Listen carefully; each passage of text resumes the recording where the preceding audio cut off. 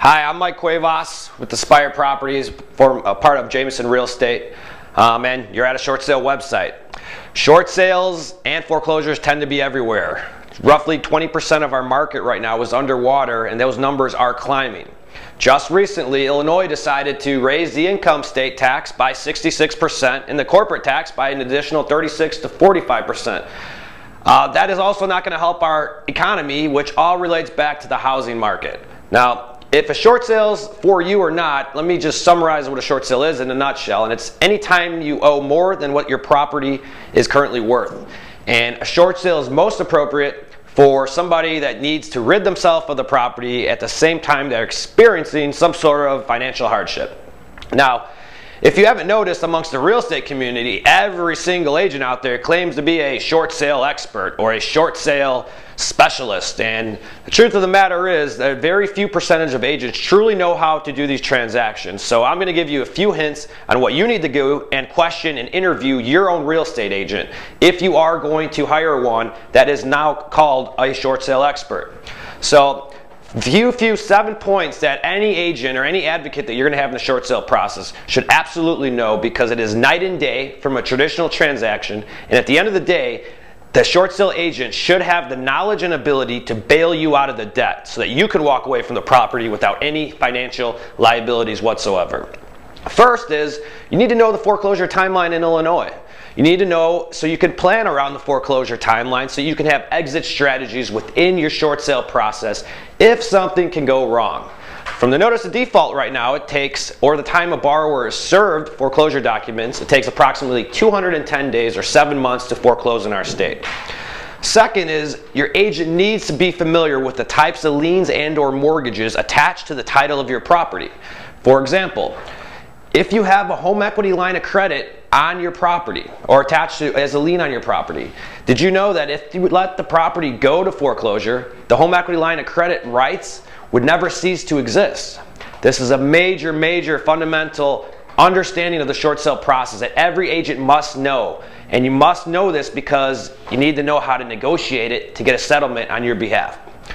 Third is pretty simple, the short sale packages and documents, the necessary documents that a bank requires for the short sale process just to even be started. And any agent in this market should know this stuff. All right, so I'm not going to spend a lot of time on that. 4 is the short sale process. A good short sale agent is going to understand the difference between and the 3 stages to how a bank interacts on the short sale process, and they're going to structure your deal in such a way that it's going to allow you to walk or have a greater chance to walk without any liabilities.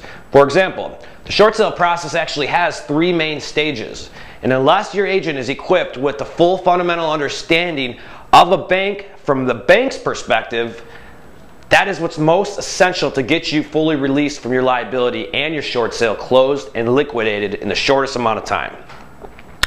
Number 5, the most important section, or most important topic that any agent in which you should consistently interview your agent on is what happens to the deficiency amount. The deficiency amount is the amount of money that is never paid back to the bank. So what happens to it? Do they come after you? Are they going to come after you 10 years down the road? It's a big thing you must know. Now, when handled and negotiated correctly, you can expect the satisfaction of debt or full settlement of your account. However, you will be receiving a 1099.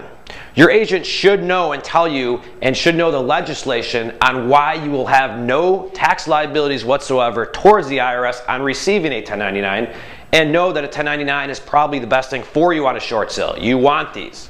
All right. Last but least is credit and bankruptcy. A lot of borrowers and sellers are like, oh, I'm just going to file bankruptcy. I'm going to run and file bankruptcy. And there's so much more to this that I can't cover it in a 2-minute video. But in a nutshell, bankruptcy is not the answer to avoiding foreclosure. You will eventually have a foreclosure on your credit if you did file bankruptcy, but you will be protected from your liabilities if you do file. You still do have a need for a short sale process unless you don't care about the foreclosure eventually appearing on your credit report, which will hurt you down the road, obtaining a mortgage, getting lines of credit, and so on. Speaking of credit, what happens to your credit on a short sale? You need to know what happens to your credit on a short sale, and it's very simple in how it's reported.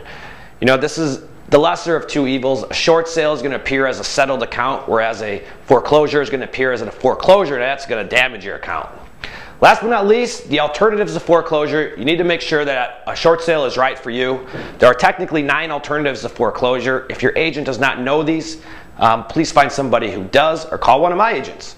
So these are the 7 main steps you need to summarize and you need to know for your own short sale protection. So again, be careful with the quote-unquote experts and make sure you have a true knowledgeable professional that is in your corner and understands the bank's process back and end, which will result in a better end result for you.